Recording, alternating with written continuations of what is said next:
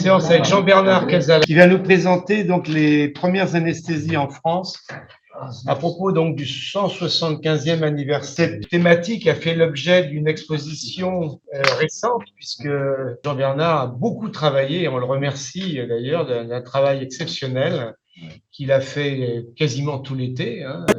Une série de 20 posters sur justement le 175e anniversaire des premières anesthésies en France, donc 1847-2022. Bien.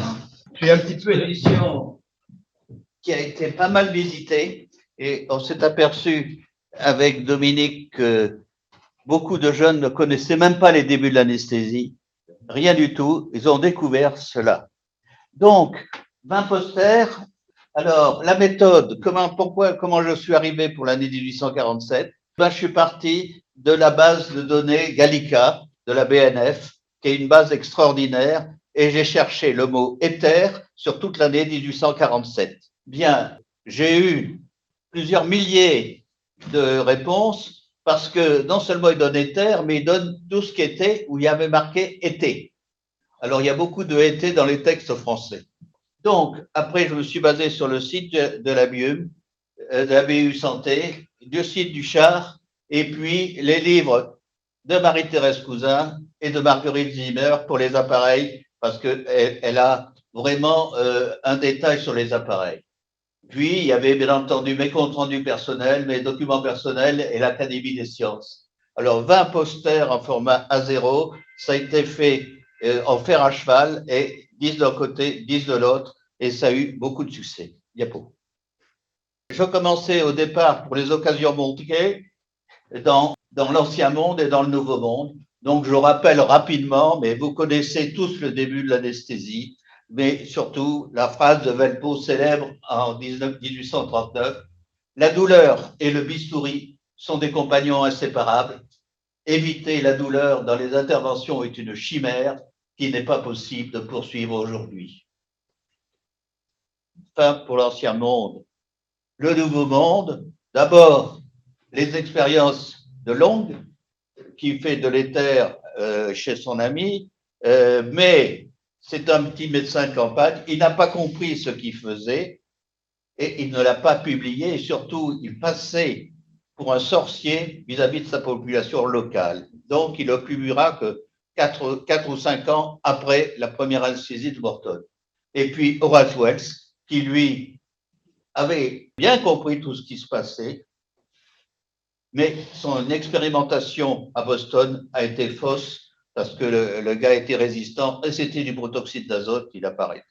La première anesthésie a eu lieu à Boston et vous avez l'éther d'homme qu'on a bien visité, et puis avec Warren le chirurgien, Morton l'anesthésiste et Gilbert Abbott qui était le patient, qui n'a aucun rapport avec le laboratoire Abbott. Là-dessus, il faut transmettre la nouvelle vers le nouveau continent et il y a eu 2 méthodes de transmission.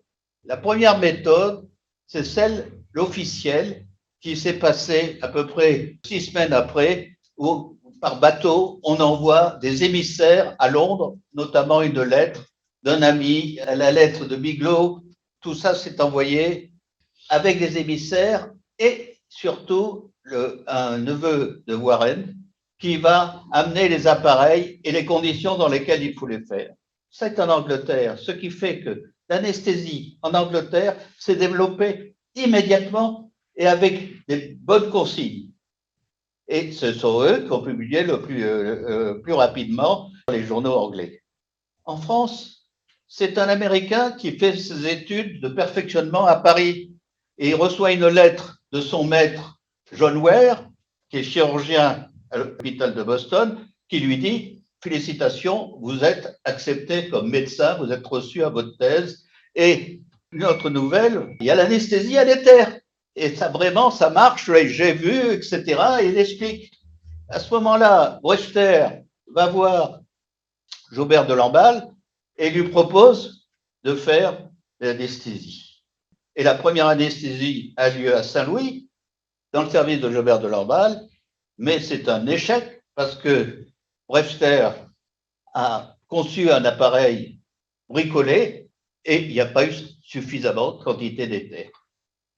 Ce qui fait que ce n'est que le 12 janvier que Joseph Malgagne fait. Alors, Joseph Malgagne était l'assistant de Jobert de Lamballe à Saint-Louis, qui présente, regardez, les journaux anglais et américains, dit-il, ont annoncé une propriété de l'éther qu'on ne lui connaissait pas. Et si cette propriété était connue, on en fait une application nouvelle. Ils ont dit dans ces journaux que la respiration, l'inhalation de l'éther endormait la sensibilité générale, tellement que les opérations chirurgicales pratiquées dans cet état ne causaient que peu ou point de douleur. Voilà la déclaration. Et après, il présente cinq indicats d'utilisation de l'éther. Mais on ne sait pas comment ça marche. Des débuts extrêmement difficiles, parce que dès qu'il a fait cette publication, il y a tout de suite, à l'Académie de médecine d'ailleurs, il y a eu tout de suite des gens qui se sont opposés, qui ont crié, et puis il y a tous les gens qui ont voulu essayer l'éther. Et à ce moment-là, comme ils n'avaient pas le matériel adapté, ils ont fait n'importe comment. Et ils ont des résultats qui étaient n'importe quoi. Et dans le journal de la presse du 14 février 1847, vraiment, il y a eu une analyse parfaite. Les débuts de l'éthérisation ont été difficiles avec des résultats plus ou moins variables et souvent contradictoires. Elle endort aujourd'hui, elle réveille demain, elle agit ou n'agit pas, calme ou excite. Elle se joue des prévisions et des règles. Ce n'est pas la méthode qu'il faut accuser, mais l'inhabilité des hommes qui l'emploient, l'imperfection actuelle des appareils, l'inégale saturation de l'air par la vapeur d'air, signé Eldoyer, qui était un physiologiste. Voilà, ça c'est vraiment l'analyse qu'on peut dire du premier mois d'utilisation de l'éther en France. Mais, diapo suivante, le 12 janvier, Malgagne fait une première communication. Le 16 janvier, Charrière sort son premier appareil à éther. Et pendant un mois, il va produire 15 appareils différents en multipliant les effets et en faisant des petites brochures qui sont comment endormir les patients, en gros, et qui expliquent parfaitement tout cela. Vous les avez sur notre site, vous avez les articles correspondant à l'appareil et l'évolution des appareils. Surtout que dans cette évolution d'appareils qui fait Charrière, il montre bien les appareils anglais et les appareils américains. Il montre le système et il montre qu'il faut un certain nombre de règles. Et il arrive à la fin à un appareil qui marche. Et les gens sérieux comme Velpeau, qui sont pris tard, etc., et qui utilisent l'appareil de Charrière, ça marche. Et ça marche bien, contrairement à ceux qui bricolent leurs appareils. Cet appareil de Charrière, il a plusieurs positions. On peut monter progressivement la concentration pour arriver à la fin à ne respirer plus que de l'éther et pas d'oxygène.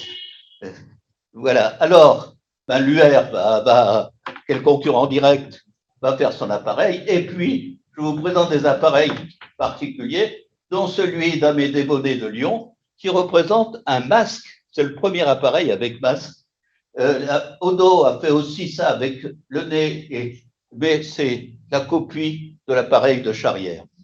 Et puis, vous avez Jules Roux, il y a deux Roux à ce moment-là, un qui est à l'Académie et un qui est dans la marine française à Toulon, qui lui dit il suffit de mettre un sac avec de l'éther et ça marche très bien.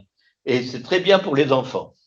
On passe là-dessus sur les premiers évaporateurs, mais ça a apporté une sécurité et une efficacité très importante dans cette île. Mais après, en même temps que les gens commencent à apprendre, parce qu'il faut tout apprendre. Il faut apprendre qu'il faut ne pas manger avant, parce que souvent, les gens au début, comme je ne vais pas pouvoir manger après, je vais bien manger avant. Bien entendu, après, vomissement, etc. Là-dessus, il faut tout comprendre. Il faut tout comprendre.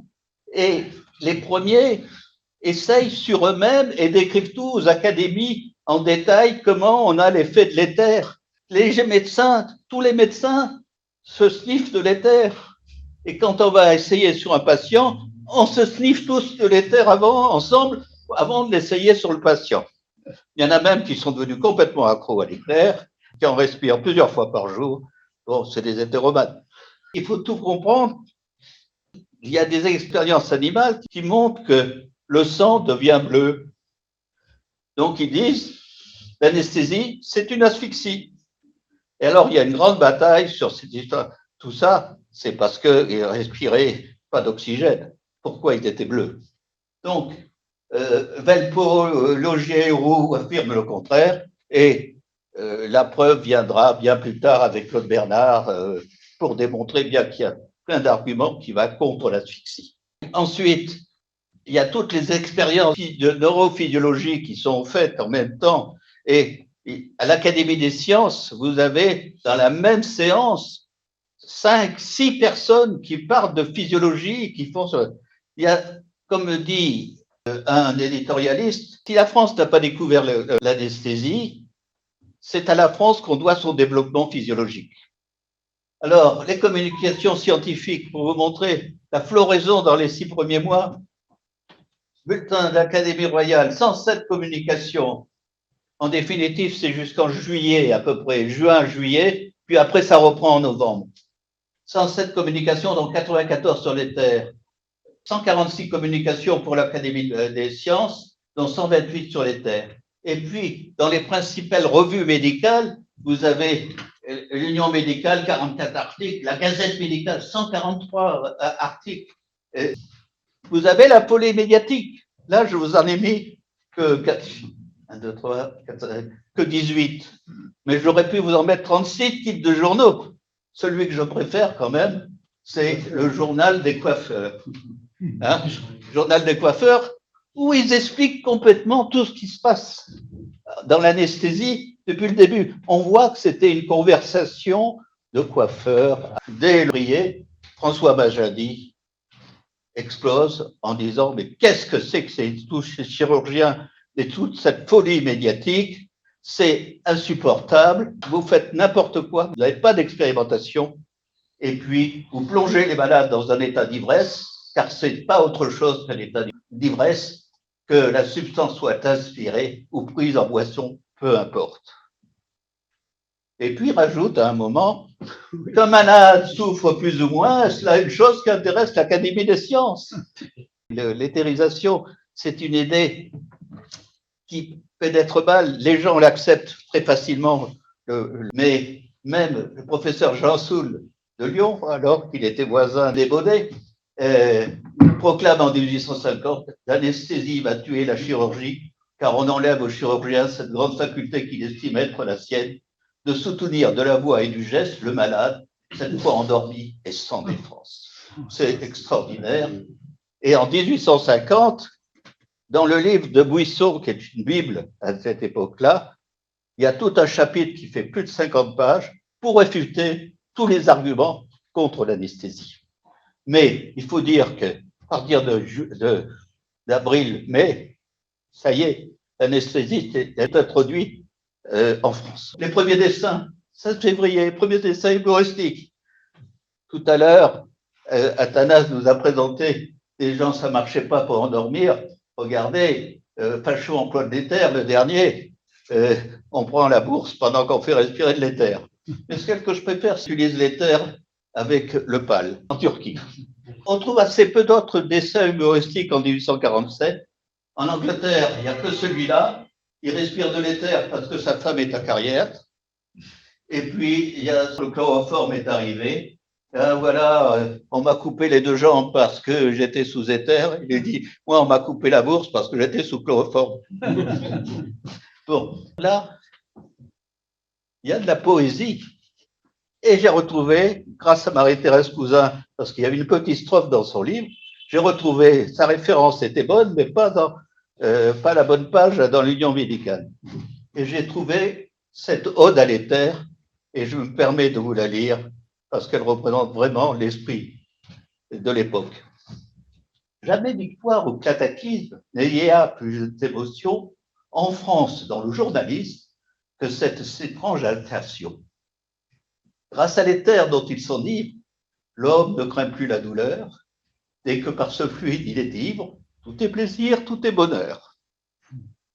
Cette vapeur si fugitive lui transmet sa légèreté, il se croit en locomotive, en aérostat transporté.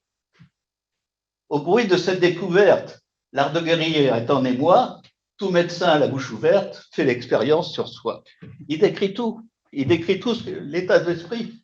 Grâce à l'éther dont il s'enivre, l'homme ne craint plus la douleur, dès que par ce fluide il est ivre, tout est plaisir, tout est bonheur. L'expérience est concluante, le doute doit être écarté, cette conquête est éclatante par la souffrance d'humanité. À bas le magnétisme, à l'éther seul l'oreilleté, les débris du charlatanisme, un socle au flacon enchanté. Je trouve que c'est extraordinaire. C'est Alphonse, théoriquement, c'est signé Alphe G, et d'après les gens, c'est Alphonse Guérin, qui est un éditorialiste dans un journal médical. Mais il y a aussi des pièces de théâtre. Et grâce à Bruno Chavagnac, j'avais retrouvé le titre de cette pièce de ce vaudeville, La vapeur d'éther ou sans douleur, Vandeville en un acte, présenté pour la première fois au Théâtre des Célestins à Lyon le 16 avril 1847. Alors c'est un vaudeville, bien entendu. Il y a le couple, il est chirurgien dentiste, sa femme Aglaé, et puis le commis voyageur qui veut draguer la dame. Et puis, bien entendu, la servante de la dame et le serviteur du monsieur. Alors, l'autre faisait du mesmérisme, etc., de l'hypnotisme, ça ne marchait pas.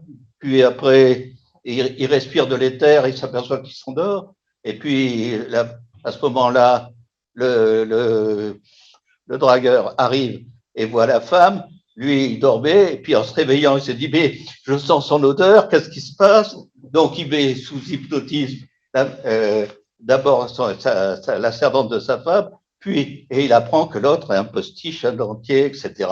Donc, il arrive à coucher le dragueur sur son fauteuil, il lui fait respirer du chloroforme, il appelle sa femme, regarde ce que c'est que ce bonhomme, il lui enlève son postiche, il lui enlève le dentier, et il lui ouvre les mollets où il y avait des chaussettes. Bon, et la femme, elle dit, mais c'est toi qui es le plus beau.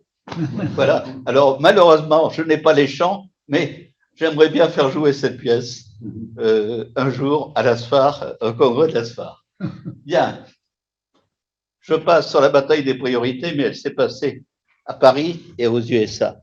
À Paris, il y a Jackson qui a tout fait, parce qu'on ne parle que de Jackson en permanence, parce qu'il est très connu comme scientifique et il est défendu par Élie de Beaumont. Élie de Beaumont, il revendique la priorité. En définitive, il n'a rien fait, il a juste donné un conseil. Mais il n'arrête pas. Et puis Morton, c'est un petit dentiste que personne ne connaît, un petit dentiste américain en plus. Wells arrive parce qu'il a abandonné ce dentiste, il est devenu marchand d'art et il essaye de faire reconnaître sa priorité. Toute ça, cette bataille se fait pendant 2 ans et le prix Monthyon de 1847-1848 est donné qu'en 1850. Premièrement, à Jackson, parce que soi-disant il a fait des expérimentations, ce qui est faux, et à Morton qui a simplement introduit la méthode dans la pratique chirurgicale d'après les indications de Jackson. Quand Morton voit ça, il dit je refuse le prix. L'Institut qui n'a jamais eu ça ne supporte pas ça, parce que ça représentait quand même 1 an de salaire pour un ouvrier spécialisé à l'époque à peu près. Ils lui ont fait 2 médailles en or et comme ça coûtait pas assez cher, ils ont rajouté le petit tour autour de la médaille en or pour avoir exactement le poids de l'or qui correspondait au prix qu'il devait recevoir. Amusant. Alors, immédiatement, on essaye l'éther et le premier qui publie, c'est un interne, Jean-Marc Dupuis, qui l'expérimente sur les animaux, qui marche, la voie rectale marche très bien chez les animaux, mais il ne va pas plus loin. Et après, on ne retrouve plus trace de lui dans aucun document. Je ne sais pas ce qui est devenu. Mais en même temps, Pirogov présente une lettre le 30 mars et dès le 4 avril envoie son livre où il donne la technique, ses expérimentations animales et ses expérimentations humaines sur l'anesthésie par voie rectale.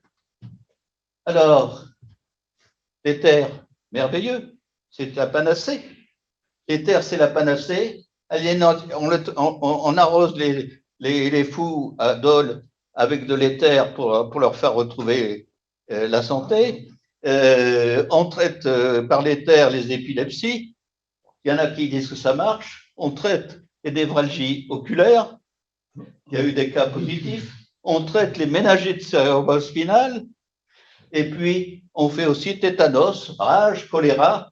Mais surtout, ce qui marche bien, c'est la détection des simulateurs.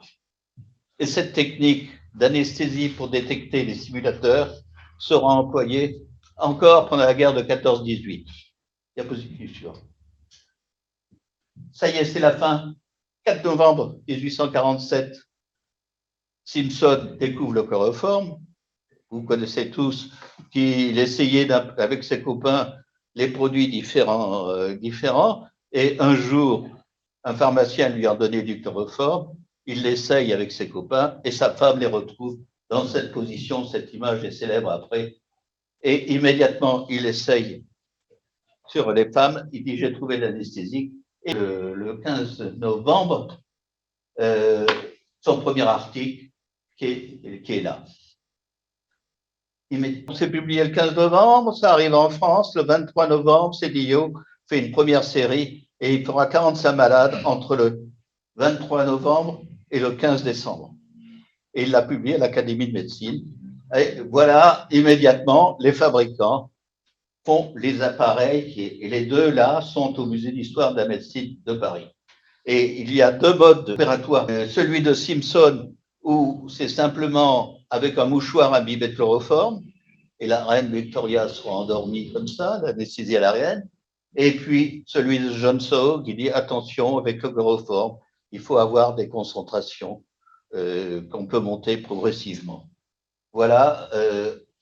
Ensuite, une dernière diapositive. Est-ce que l'éthérisation a des bénéfices? Donc, premièrement, pour les gens, elle calmait la douleur. Donc, ça, on le sait. Deuxièmement, quand on regarde les thèses sur les décès imputés à l'auteur, il y a une thèse qui montre qu'il y a eu 15 décès révélés. Il en retient 9. Moi, j'ai bien relu les observations, mais c'est les observations dans le livre, donc elles sont pas. S'il y en a une, allez, maximum 2, qui serait imputable à l'éther, mais la vraie mort, première mort en éther, c'est celle du 18 juillet 1847. Parce que à Auxerre, le gars était costaud, il n'arrivait pas à s'endormir, et ils ont mis l'appareil de Charrière en position maximale. Et ils l'ont laissé trop longtemps, et à ce moment-là, il ne respirait plus que de l'éther, et il a fait une hypoxie. Et il est mort, il ne s'est jamais réveillé. Donc, mais si on regarde les statistiques sur la mortalité opératoire de l'époque, entre l'entrée de l'éther, l'absence d'éther et l'éthérisation, on a la mortalité opératoire qui descend de 15 à 20%. Il faut dire que la mortalité opératoire est dramatique. Hein. C'est 60 à 70% pour une amputation. Il meurt de tétanos, il meurt d'infection, il meurt de tout. Alors on dit c'est parce qu'ils sont hyposténiques. Hyposténiques, je ne savais même pas ce que ça voulait dire, je ne comprenais pas ce terme. Bon, ils sont déficients. Quoi. Mais on a une preuve que ça agit. Eh bien, il va falloir attendre 30 ans pour avoir la deuxième révolution, qui est la révolution de la théorie de Pasteur et la présence de germes, et que l'asepsie chirurgicale arrive. Je vous remercie de votre attention.